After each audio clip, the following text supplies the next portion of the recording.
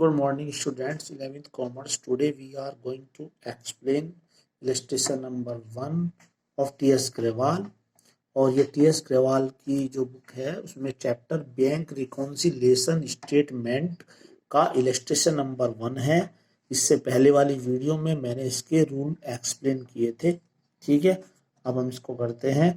तो इसमें इसका पहले परफॉर्मा एक बार देख लेते हैं। तो बैंक रिकॉन्सिलेशन स्टेटमेंट, यहाँ पर पार्टिकुलर्स, यहाँ पर अमाउंट डिटेल्स और यहाँ पर अमाउंट। यहाँ पे सबसे पहले ये ऐड वाली वैल्यू जो इसमें ऐड होगा वो यहाँ पर, जो लेस होगा वो यहाँ पर, ऐड वाले का टोटल ये आ जाएगा, लेस का ये आ जाएगा और इसके नीचे आंसर आ जाएगा। ठीक है, तो अब देखते हैं क्वेश्चन में क्या है।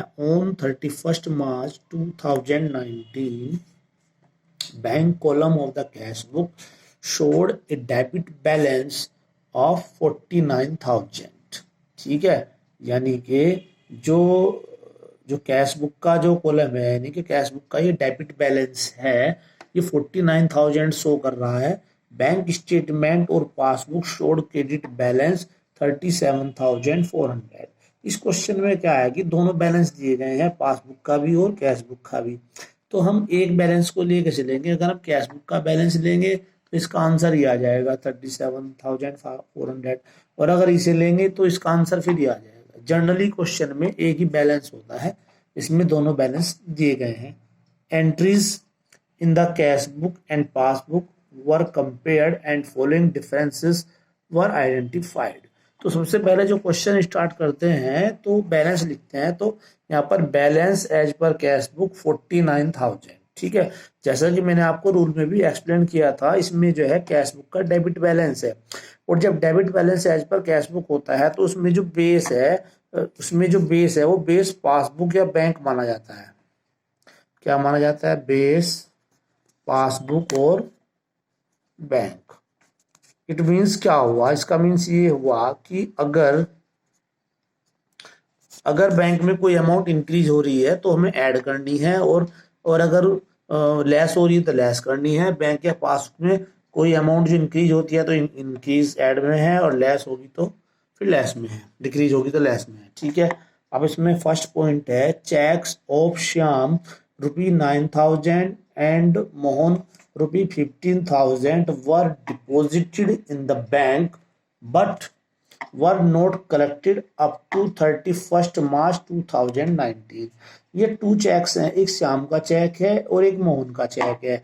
ये चेक जो है बिजनेसमैन को ये चेक मिले होंगे और उसने चेक जो है बैंक में डिपॉजिट किए थे। ठीक है, यानी कि उसकी तरफ से वो जो अमाउंट है वो बढ़ गई थी, उसने कैश बुक में एंट्री कर ली होगी, लेकिन 31 मार्च 2019 तक जो है उनकी अमाउंट जो है बैंक में डिपॉजिट नहीं हुई, बैंक में कलेक्ट नहीं हो पाई।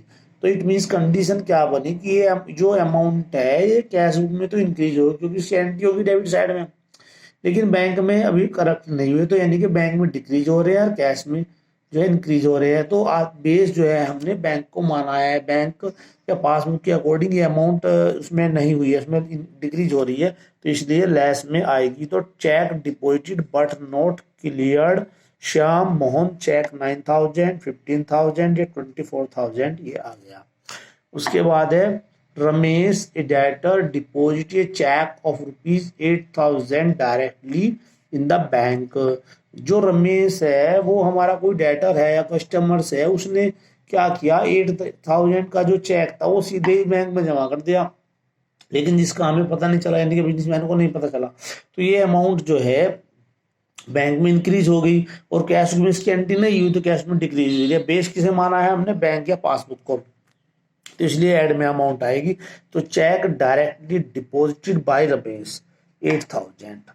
जब क्वेश्चन स्टार्ट करते हैं तो बैलेंस को सबसे पहले यहाँ पे लिखा जाता है 49,000 जैसे लिखा है, हर क्वेश्चन में ऐसे होता है।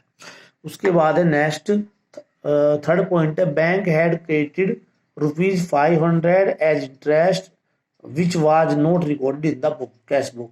यानी कि जो बैंक ने जो है इंटरेस्ट को क्रेडिट किया है, इट मीन्स ये अमाउंट जो है बैंक में इंक्रीज हो रही है, तो ये ऐड में जाएगी। ठीक है, क्योंकि कैश में इसकी एंट्री नहीं हुई है। तो इंटरेस्ट एलोड या क्रेडिटेड बाय द बैंक 500। ये ऐसा हुआ है कि आपकी अमाउंट पड़ी होगी बैलेंस कुछ बैंक में, अब इंटरेस्ट लगा, बैंक ने इंटरेस्ट क्रेडिट कर दिया, कैश में उसकी एंट्री नहीं हो पाई, ठीक है। उसके बाद है नेक्स्ट है cheque for ₹10,000 issued to Radheshyam was not presented for payment.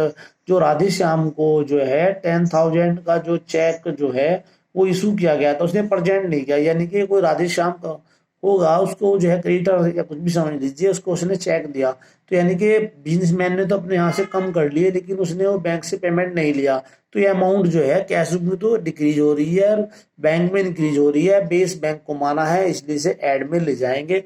तो cheque issued but not presented for payment 10,000 ये आ गई, ठीक है।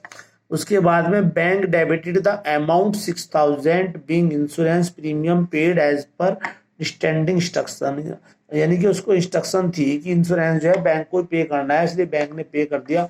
जब बैंक में कोई एंट्री डेबिट साइड में उसकी एंट्री होती है, तो मैंने आपको पहले बताया था वो अमाउंट बैंक में डिक्रीज होती है, तो ये कैश बुक में इसकी एंट्री नहीं हुई है, तो इसलिए लेस में जाएगा। तो insurance premium paid by the bank 6,000।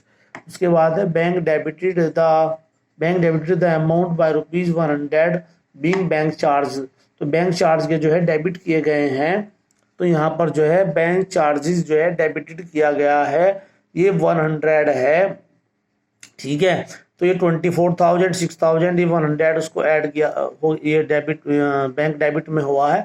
जब बैंक में डेबिट में कोई एंट्री होती है तो उससे बैंक में अमाउंट डिक्रीज हो जाती है, ठीक है।